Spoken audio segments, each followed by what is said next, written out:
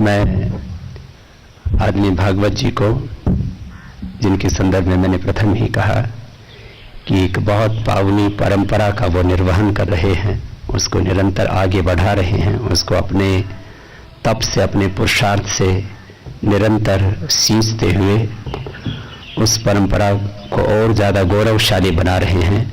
श्रद्धेय डॉक्टर हेडगेवार जी ने, श्रद्धेय गोलवलकर जी गुरु जी ने जिस परंपरा को बहुत ऊंचाइयां दी, और जैसे प्राचीन काल में हम सुनते आए कि अपने पूर्वजों ने भद्रम इच्छन्त ऋष्याः स्वर्विदः तपो दीक्षाम उपनिषेदुरग्रे ततो राष्ट्रम बलम ओजस्स जातम तदस्मै देवा उपसमनमन्तु। अपने पूर्वजों ने राष्ट्र के, विश्व के मंगल के लिए तप और दीक्षा, इन दोनों का अनुष्ठान किया और उसके द्वारा राष्ट्रम बलम ओजस्स जातम तदस्मै देवा उपसमनमन्तु, राष्ट्र की बल की वृद्धि की, पराक्रम की वृद्धि की। और तब हमारी ये पावनी परंपरा आज हम तक मिली है। 1,96,08,13,115 वर्षों पुरानी अपनी सा प्रथमा संस्कृति विश्ववारा अपनी संस्कृति पर गर्व है हमें। और इसी पावनी परंपरा में संघ के आज तक करीब करीब 12 से 15 हजार ऐसे जिन्होंने पूरे जीवन की आहुति राष्ट्र के लिए दी, कितने कितने तप और त्याग से इस राष्ट्र को अपने बलिदान से सींचा। यदि हम एक व्यापक परिप्रेक्ष्य में कहें तो राष्ट्रीय स्वयंसेवक संघ ने अपनी स्थापना से लेकर के आज तक इस राष्ट्र के लिए जो पुरुषार्थ किया है, जो तप किया है, उतना पुरुषार्थ, उतना तप हम पिछले करीब 80 वर्षों के ही इस इतिहास को देखते हैं तो वह हमें बहुत गौरव प्रदान करता है, हमें उत्साह प्रदान करता है और अपने सर्वस्व की आहुति राष्ट्र के लिए अर्पित करने के लिए हमें एक प्रेरणा प्रदान करता है। ऐसे उस संगठन की जिसने इस देश की स्वाधीनता से लेकर के इस देश की संस्कृति, सभ्यता, इस देश की प्राचीन परंपराओं को और गौरव को बढ़ाने के लिए बहुत बड़ा तप और पुरुषार्थ किया है।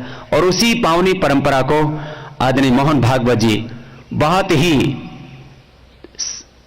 पुरुषार्थ के साथ आगे बढ़ा रहे हैं।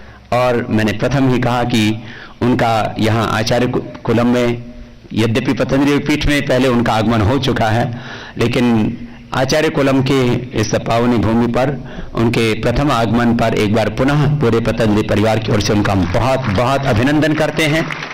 और पतंजलि परिवार के सभी वरिष्ठ यहाँ पर हैं। श्रद्धेय आचार्य श्री का पावन सानिध्य में प्राप्त है, जिनकी उपस्थिति है हमें कर्म और पुरुषार्थ के लिए प्रेरणा देती रहती है। उनको भी, जो सृजन का दूसरा नाम है, उनको भी बहुत बहुत प्रणाम। मैं आदरणीय भागवत जी को आप सब के लिए जो भी वो मार्गदर्शन जो आपके लिए पाथेय है उसको आप तक संप्रेषित करें। और उनका होना ही हमारे लिए बहुत गौरव की बात है और उनका कुछ कहना वो तो सबके लिए आशीष है। एक बार पुनः सबकी ओर से उनका अभिनंदन करता हूं, उनको आमंत्रित करता हूं। आदरणीय भागवत जी। पूज्य स्वामी रामदेव जी महाराज, मैंने कल कहा था कि आपके सामने मैं क्या बोलूं इसका कुछ निर्देश मुझे प्राप्त हो। अब हम सब लोग देश के लिए, राष्ट्र के लिए काम करते तो हमारे मन में प्रश्न भी वही रहते सबके, आपके हो या मेरे भी मन में हो। अभी देश में जो राज्य आया है उससे बहुत अपेक्षा है। वो अपेक्षा गलत नहीं, अपेक्षा बिल्कुल सही है।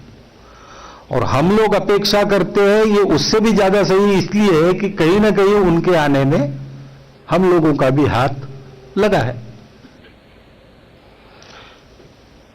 और परिवर्तन जिसलिए लाया समाज ने, उसका कारण ही यही है कि समाज ऐसे ही कुछ चाहता है, बदल होना। परिवर्तन के लिए यह आदेश है। लेकिन ये परिवर्तन होता कैसे है? चौखट अलग बनी है, उस चौखट में से जाना है, उस चौखट के नियमों का पालन करते हुए जाना है। जैसे द्यूत है महाभारत का, वो देख रहे हैं कि ये कपट हो रहा है, लेकिन वो कुछ कर नहीं सकते, खेल के नियम जैसे बने, चुपचाप बैठे। ये मैं जिनको ये करना है नीति में, उनको मुक्त नहीं कर रहा हूं, करना उनका काम है, लेकिन हमारे हाथ में ये पक्की बात है कि हम इसको अगर बढ़ाते जाएंगे वो बदलेगा ही बदलेगा। उनको तो हम कहेंगे बदलो, करना उनको है, करने में हम दखल नहीं दे सकते। हमारी भी एक संघ के काम करने में मर्यादा रहती है। आपने सब बातें पूछी ना, आप क्या करेंगे, तो हम तो यही करेंगे, स्वदेशी के बारे में भी यही करेंगे। योग और वैदिक शिक्षा को विभिन्न स्कूलों के पाठ्यक्रम में लागू करने के पहले हम जिन स्कूलों में कुछ कर सकते हैं वहां उसको लागू करेंगे, किया है और बढ़ाते जाएंगे। और उसके आधार पर हमारे विद्यालयों से निकला हुआ छात्र समाज में अग्रणी बन सकता है, प्रभाव के पद पर भी जा सकता है, लोगों का जीवन सुधार सकता है। ये अगर हम करेंगे तो नीति बदलेगी। स्वदेशी की भी बात ऐसी है। हम अगर व्यवहार शुरू कर देंगे समाज में तो विदेशी चलेंगे ही नहीं। केवल उनका करना नहीं है, इसके पीछे जनमत खड़ा है, इसके पीछे लोग हैं जो प्रत्यक्ष उस राह पर बढ़ रहे हैं।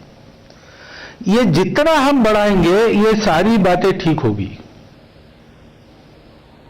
गौ हत्या हो, स्वदेशी हो, शिक्षा में संस्कृत हो, और काला धन वापस लाना हो तो लाना ही है,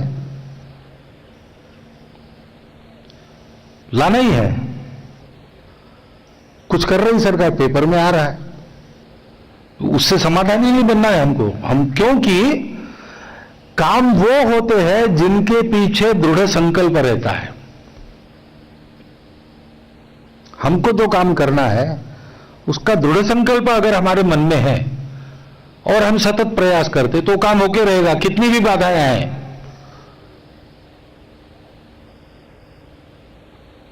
संघ के 90 वर्षों के इतिहास को आप देखें या अपने पातंजल योगपीठ के गुरुकुल के भी इतिहास को देखें अभी तक के, तो आपको निष्कर्ष यही मिलेगा कि जिसका संकल्प दृढ़ है वो क्या नहीं कर सकता। गरुड़ का जन्म हुआ, महाभारत के आदि पर्व में कथा है। विनता और कद्रु दो ऋषि पत्नियां थी, और ऋषि लोग हैं, वो किसी से कुछ नहीं मांगते, वो मांगना है तो भगवान से मांगते। तो कश्यप ऋषि ने भगवान से मांगा कि पुत्र की इच्छा है दोनों पत्नियों को, उनके लिए मांग रहा हूं। तो भगवान ने कहा पत्नियों को कि एक पुत्र चाहिए या अनेक पुत्र चाहिए। अनेक मिलेंगे तो ऐसे तैसे मिल जाएंगे, गुणवान चाहिए तो एक ही मिलेगा। तो कद्रु ने कहा कि क्योंकि वो सौतन का मत्सर था ना, थोड़ा सा विनता बड़ी थी और विनता अच्छी भी थी ज्यादा स्वभाव में, क्षुद्र नहीं थी, इसका मन थोड़ा सा छोटा था, तो लोग विनता का ज्यादा सम्मान करते। उसको लगा इससे बड़ा होना है तो बहुत पुत्रों की माता मैं बनूं, 1000 पुत्र चाहिए मुझे। विनता ने कहा कि 2 ही दो, लेकिन गुणवान दो। तो कथा में ऐसा है कि अंडे दिए, 1000 अंडे कद्रु को, 2 अंडे विनता को, और कहा कि इनको से तो इसमें से तुम्हारे पुत्र निकलेंगे। और 9 महीने में, 10 महीने में, साल में कद्रु के पुत्र हो गए। लेकिन रूपवान भी नहीं थे, गुणवान भी नहीं थे, उनकी दृष्टि आकाश की ओर नहीं रहती थी, वो जमीन को देखते थे और जमीन में ही रेंगते थे, धूल में ही चलते थे। तो उनका नाम हो गया सर्प, क्योंकि रेंगते थे, सांप। और इधर विनता राह देख रही, कद्रु तो पुत्रवती हो गई, 1000 पुत्र हो, जैसे वह भी हो, लेकिन 1000 पुत्रों की माता तो हो गई वो, और मैं माता अभी नहीं बनी। 1 साल हो गया, 2 साल हो गया, 6 साल हो गए, फिर उसका धीरज टूट गया और उसने एक अंडा वैसे ही तोड़ दिया। तो उस अधपके अंडे में से भी एक बहुत तेजस्वी पुत्र निकला, लेकिन अधपका था इसलिए उसके पैर नहीं थे, बिना पैर का, लेकिन बहुत तेजस्वी। अब जन्मा, उसने देखा अरे मेरे पैर नहीं है, अब जीवन भर मुझे परावलंबी बनना पड़ेगा, गुलाम नौकरी करनी पड़ेगी। उसको बहुत गुस्सा आया। तेजस्वी आदमी क्रोधित होता ही है ऐसी परिस्थिति पर, वो क्रोधित हो गया। उसने कहा जिसने मेरी ये हालत की ना वो भी मेरे जैसे ही गुलाम बनेगा। पिताजी पास में, तो उसने कहा अरे क्या कर दिया तुमने, अपने माता को ही शाप दिया। अरे उसको पश्चाताप हो गया, अब मैं क्या करूं, हो गया, वाणी मेरी असत्य नहीं होगी, लेकिन मैं उशाप भी देता हूं कि अगर मेरी माता और धीरज रखे और अंडे को अपने समय पर फूटने दे तो जो पुत्र होगा वो इतना तेजस्वी होगा कि वो इस गुलामी से उसकी मुक्तता करेगा। और फिर जैसे भी लंगड़ा था लेकिन पुत्र था, उसकी कुछ तो व्यवस्था करनी थी, तो उसको नौकरी मिल गई सूरज भगवान के सारथी की। तो उसका नाम है अरुण, जो सूर्योदय के पहले आता है। भगवान के रथ पर पहले बैठा होता है ना, घोड़ों को हाँकते हुए, तो उसको अरुण कहते हैं। उसके पैर नहीं है, चरण विकल सारथिरपि, ऐसे भगवान सूर्य के बारे में कहा है।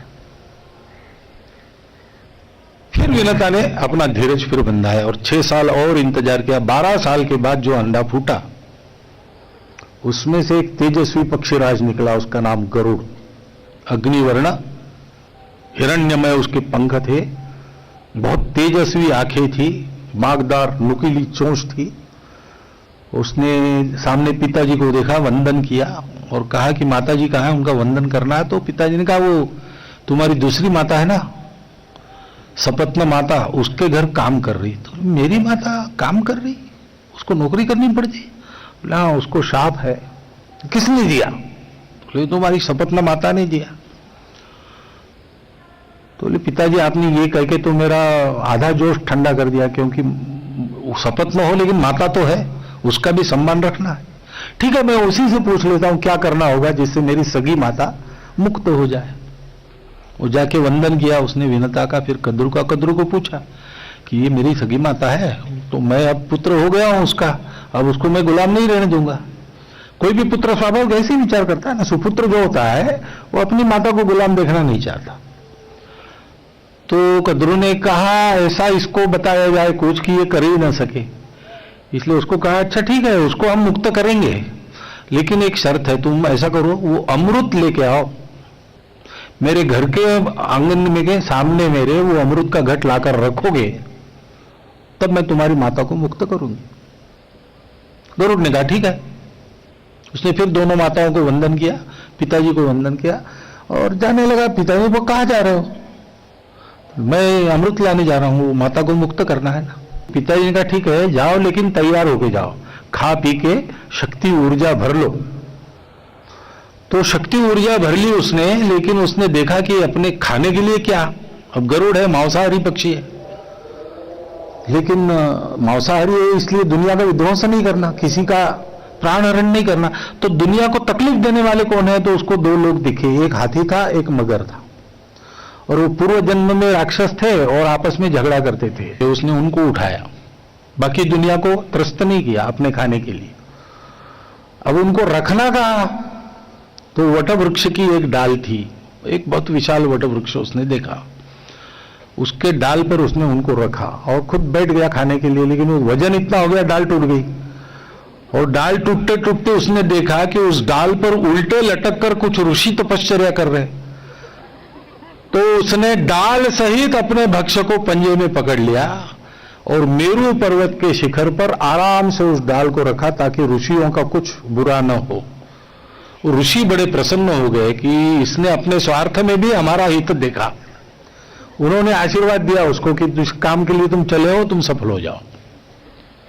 जो भी हम करते जाएंगे ना, हो भला समाज का वो काम सब किए चलो, संगठन गढ़े चलो, सुपंथ पर बढ़े चलो। ऐसा करते हैं तो सारे समाज का आशीर्वाद अपने साथ, फिर क्या डर है। गरुड़ ने अपना भोजन पूर्ण किया और फिर चला,